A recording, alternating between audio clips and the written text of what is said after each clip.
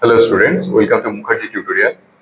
বিগত ভিডিওতে আমরা দেখেছিলাম যে গোল্ডেন রুল অনুযায়ী অ্যাকাউন্টিং কনসেপ্ট কি কি আছে, তিন ধরনের অ্যাকাউন্টিং। তারপরে নেক্সট ভিডিওতে আমরা দেখেছিলাম যে পার্সোনাল অ্যাকাউন্টের ক্লাসিফিকেশন কি কি আছে। এবার আমরা দেখবো যে অ্যাকচুয়াল গোল্ডেন রুলটা কিভাবে কাজ করে। তো দেখো, প্রথমে আমরা জানি যে পার্সোনাল অ্যাকাউন্টের ভিতরে কি হয় যে হু রিসিভস, যে পায় আর যে দেয়। কেউ যদি পায় তাহলে তার অ্যাকাউন্টকে আমরা ডেবিট করব, আর যে দেয় তার অ্যাকাউন্টকে আমরা ক্রেডিট করব। তাহলে হু রিসিভস দ্যাটস মিন্স রিসিভার অ্যাকাউন্টকে আমরা ডেবিট করব, এবং হু গিভস দ্যাটস মিন্স গিভার অ্যাকাউন্টকে আমরা ক্রেডিট করব।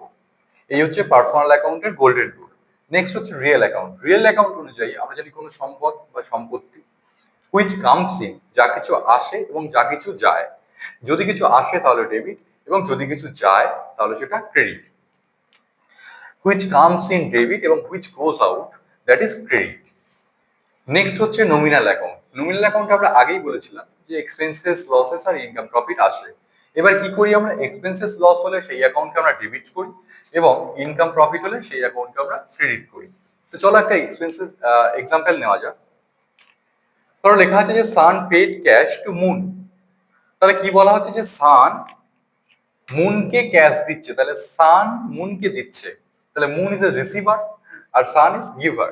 তাহলে রিসিভার অ্যাকাউন্ট ডেবিট হবে ইন দ্য বুকস অফ সান।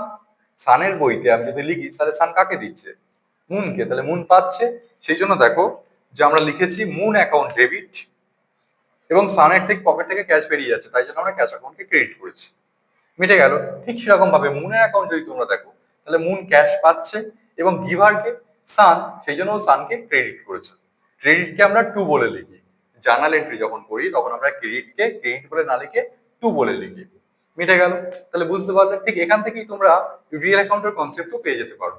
যেমন বলা হচ্ছে যে কি ক্যাশ দিচ্ছে একজন আর ক্যাশ পাচ্ছে একজন, তাহলে দুজনের বইতে দু রকম এন্ট্রি হবে, সেটাই স্বাভাবিক। দেখো, ক্যাশ তো আমার রিয়েল অ্যাকাউন্ট, অ্যাসেট একটা। তাহলে অ্যাসেট যখন বেরিয়ে যাচ্ছে, তাহলে Sun paid cash to Moon. Moon কি পাচ্ছে, ক্যাশ পাচ্ছে, সেই জন্য দেখো মুনের ঘরে ক্যাশকে ডেবিট করা হয়েছে। মুন ক্যাশ পাচ্ছে, ক্যাশ ডেবিট। কে দিচ্ছে, সান। এই সান হচ্ছে গিভার, সেই জন্য ওকে ক্রেডিট করা হয়েছে, আর ক্যাশ আসছে, কামস ইন। রিয়েল অ্যাকাউন্ট, সেই জন্য ডেবিট হয়েছে। এই যে মুন, এবার যদি আমি সানের বইতে আসি তাহলে কি দেখবো, সান পেড ক্যাশ টু মুন। তাহলে সানের পকেট থেকে প্রথমে ক্যাশ বেরিয়ে যাচ্ছে, real account. Which goes out, তাহলে এই ক্ষেত্রে হচ্ছে গোজ আউট, এই ক্যাশটা হচ্ছে গোজ আউট, বেরিয়ে যাচ্ছে, সেই জন্য ক্যাশকে ক্রেডিট করা হয়েছে।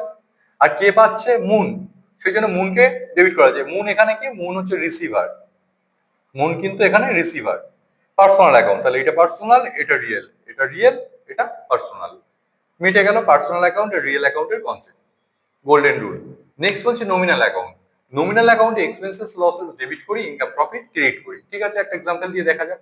বলছি paid wages in cash, wage মজুরি দিচ্ছি ক্যাশে। তাহলে আমার এখানে কি, যে এই ওয়েজেস এটা তো আমার খরচ, এক্সপেন্সেস। তাহলে সেই এক্সপেন্সেস বলে এটা ডেবিট হলো, আর অ্যাসেট বেরিয়ে যাচ্ছে, গোজ আউট, সেই জন্য ওটা ক্রেডিট হলো। এক্সপেন্সেস বলে ডেবিট হলো, আর অ্যাসেট গোজ আউট, বেরিয়ে যাচ্ছে, সেই জন্য ওটা ক্রেডিট করলাম, মিটে গেল। নেক্সট বলছে ডিসকাউন্ট রিসিপ্ট। ডিসকাউন্ট রিসিপ্ট তো আমার income, in cash, cache discount পাচ্ছি, তাহলে ক্যাশ অ্যাকাউন্ট ডেবিট করবো, যেটা আমি পাচ্ছি। আর এই যে ইনকাম, যেহেতু এটা তো ইনকামকে শো করছে, ইনকাম, ইনকাম হলে আমরা আগেই বলেছিলাম। আর এটা হচ্ছে কামস ইন, যা আসছে, কামস ইন বলে ডেবিট হচ্ছে, আর ইনকামকে শো করছে বলে ক্রেডিট করবো আমরা। আমরা প্রথমে বলছি গোল্ডেন রুলে এটা হয়। আশা করি এই ভিডিও থেকে তোমরা এই কনসেপ্টটা ক্লিয়ার হয়েছে এবং বুঝতে পেরেছো। ভালো লাগলে ভিডিওটাকে শেয়ার করে বন্ধুদের ভিতর ছড়িয়ে দিও। Thank you.